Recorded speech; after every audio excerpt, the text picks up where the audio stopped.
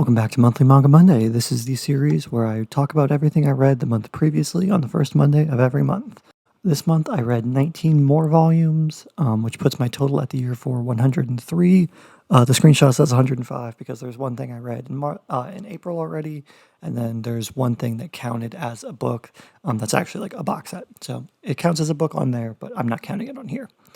And I'm just going to go ahead and get started. So the first thing I read was Blue Lock. This was actually at the end of February. I just forgot to include it in that video. It is Volume 5, which is the Team Z versus Team V match. I have a lot of problems with Blue Lock. None of them are really relevant to this match. I think this match was fine. Having Isagi score the last goal is fun. Setting up for the second selection is great. I just think it's kind of disappointing how predictable this match was, because we all knew that they were going to win, because if they don't, series is over. Next thing I read was Chojin X. I actually read the first chapter of this when it initially came out, and I remember being generally unimpressed. I continued into reading the first volume in its entirety almost 2 years later. It has some good ideas. It just comes off as another dark fantasy shonen, and there's so many of those series that fall into that category being published right now that it's not really one that stands out to me so far.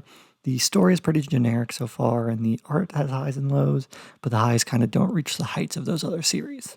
Next thing I read was Ayashimon, the first volume. I did read the first couple chapters of this when it was releasing on the Shonen Jump app, and it's better than I remember, but still not great.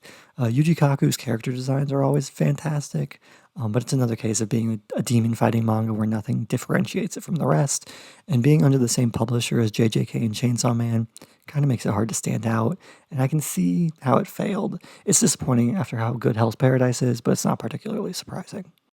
Next thing I read was The Apothecary Diaries. I did get through the first 2 volumes. I just bought the rest of them actually yesterday or Saturday, as in when this is going to get uploaded. This is a series that's like really, really good. Characters really stand out, especially Mao Mao. A lot of the things of how they're setting up her character and how she is trying to avoid the spotlight while accidentally putting herself in it is great. The detail with like the freckles being artificial and why she does it, all that stuff is fantastic. This is a great series. And Volume 2 is even better, with her working with other consorts and being kind of the one keeping things together in the castle or in the palace is really interesting. I started Goko Loser Ranger, and I was generally unimpressed. It's kind of occurring to me as I'm going through these series that I read that I might be burning myself out on dark fantasy series. And it's just not something that's holding my attention as well anymore. The stakes don't feel like they really mattered. It was validated when the character died, and I didn't feel anything about it. When he comes back to life, it kind of felt like a waste of time more than anything. The big fight in Volume 2 was pretty boring. Backstory force in the middle was kind of terribly out of place, and the conclusion was obvious and boring. All the new colorless ranger characters are pretty underdeveloped, and I don't really care what happens to them, which would be fine when they're starting out if they didn't immediately try to put them in a situation where we're supposed to care and just kind of don't. My genuine reaction to them being like on the edge was, okay, then like just finish them off, because it doesn't really matter. The story isn't particularly unique, the setting is boring, and I don't really like any of the characters or designs. Donuts Under a Crescent Moon was the next thing I read. I love the series. I believe it was volume 3 or 4 that I read. I think 3. I don't think 4 is out yet. And it's fun. But I didn't really like this volume. I don't like the inclusion of Fuka into the story, especially in this volume. She kind of adds unnecessary conflict that's not messy enough for it to be fun. It's just kind of messy and just feels annoying more than anything. Maybe it's because I don't like the childhood best friends to lovers thing, but I still love the series. It's just this volume wasn't my favorite. Next thing I read was Honey Lemon Soda. This one took longer to grow on me than a lot of series do, but by the end of the first volume, I did really enjoy it. It actually kind of started to feel more natural because the romance didn't feel great at first. It felt kind of forced. I felt like they were playing a sick joke on her in the first few chapters, which was kind of disappointing. It's nice by the end when you can tell that they're not. Candy and Cigarettes, I like the story was going, but the sexualization of Miharu is kind of starting to be too frequent. It feels like every volume they turn it up a little bit more because they're starting to feel more comfortable with it because it's already been published, I guess. First one didn't really happen at all that I can remember, so they could get that distribution, and then the second volume, they test their limits. Third volume, they kind of use it as an excuse in every fight, and it's really disappointing. I finally got to Yona of the Dawn Volume 2. It's taken me way too long to continue this series, despite how much I love it. I like that we didn't stay in the Wind Tribe for too long, kind of keep things moving, and the end of this volume was really great with them meeting the priests. I love the series. I want to keep it going. I just kind of want to get more volumes in before I keep reading so I can do it in a bigger burst. Next thing I read was A Condition Called Love. This one did not take nearly as long for me to get into as Honey Lemon Soda did. Hinasu is super sweet, and I like the relationship and how they approach it. And Hanoi does come off as creepy sometimes in his persistence, but it's clearly from a place of admiration and not a place of trying to be creepy. So it's fine. By the end of the first volume, I did really love this series. Big standout series for this month for me is The Girl with the Sanpaku Eyes, because this is a series that I've almost bought multiple times during Right Stuff sales because I really like how the cover looks. It's super basic story-wise, but the art's adorable and in full color, and the characters are fantastic. They're so cute, they're funny, they're relatable, and I just really, really find myself enjoying this series. I like that the end of the volumes too are things happening from the other character's perspective. So we see the love interest perspective and what's happening. We see what her friends are doing at the time when she's not with them. It's all really great. This is a fun series that you should give a try. Again, very generic, but it's kind of carried by the art and the characters. Kubo Won't Let Me Be Invisible is the least interesting of the shonen loser romances that I read, but volume 6 was actually pretty decent. I like the development with Kubo's friends finally, but the situations that Kubo and Shirashi are put into are just bland. It's the same situations that all those other series have, but nothing of interest happens during them. Kubo and Shirashi are sweeties, but it just kind of fails to hold my attention. Volume 3 of the manga of In the Land of Leodale.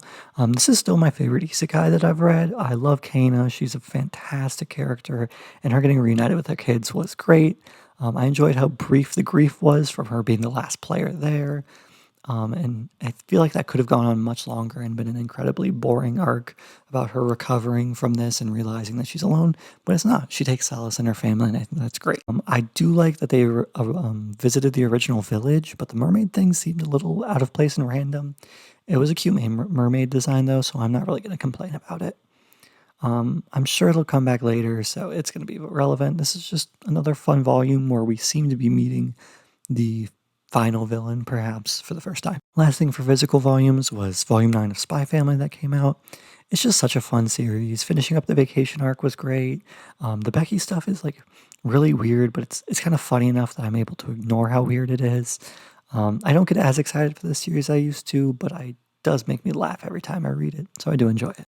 Editing Crimson, pointing out that I forgot to point out that I also read Blue Box Volume 3. I didn't really like this volume. I don't think it went anywhere. Nothing of interest happened with any of the love interests, and I think that's kind of boring. Sorry for the difference in audio. I forgot to record this with my actual mic. For ongoing things, Akane Banashi obviously is my favorite series, so it's going to be the biggest one. Kaisei's performance is fucking incredible, just like every other performance in this manga, but even better after we finally got that backstory for him. And having him deliver the news about the Rensekai to Akane is great because it's him saying that he sees the potential in her that he wants. And that's phenomenal. I think it's great to have Kaisei do it. Instead of one of the other students that trains with her to do it, to have Kaisei do it means something. It was also nice to see her get back with her little Rakugo family again. Mikara was definitely my least favorite of Kane's senpais. But, I mean, at least he's actually going to teach her something when she's involved in the Rensekai, so that's at least making him relevant finally. I don't think she's actually going to win it since she won the Karaku Cup, but I'm excited to see the performances and the new stories. I love the addition of Tama. I want to see him perform. And she'll probably be in the Final Four with Akane. Again, I don't think she'll win, but I think she will get the promotion. Kaichi, I think, might get left behind. It seems to be setting up that he'll be important, but I kind of don't like him. So it's whatever. But I'm excited because the story is getting really good. Jujutsu Kaisen, on the other hand, I am not enjoying the current story. The stuff with Megami and Sukuna is really, really not interesting to me. The stuff with his like weird love interest thing taking over Sumiki's body was not interesting to me. The fight so far is not interesting. It's just kind of a disappointing ramp up, I guess, but it's still one of my favorite series, of course. Chainsaw Man, the introduction of the Fall Devil was pretty cool, but all the random flashbacks of Asa kind of take me out of the story. I love her, but throwing in the flashbacks where they do is kind of just throws off the pacing a little bit. The current stuff with the Fall Devil is pretty interesting, and Genkin Gluna, I actually really like the idea of memory magic that they introduced, where you can like get stronger from getting rid of your happy memories. I think that's a super interesting concept, but I don't think they're going to do enough with it because I don't think they're going to have the time to do enough with it for it to really get fleshed out and be more interesting. Finally, My Hero, I do like Mine finally getting her significant moment and coming full story with the Makia thing that she's involved in. And I love that Shinso's power works on him. The chapter we got was super interesting. I'm just still not really enjoying this current final wrap-up arc. And that's it for the month of March. I have already read one thing in the month of April, hoping to get more done now that I'm up to 103. I don't know, maybe I can get up to 150 by the end of this month, hopefully, like I did in January, getting a lot done, but we will see. So thank you for joining me.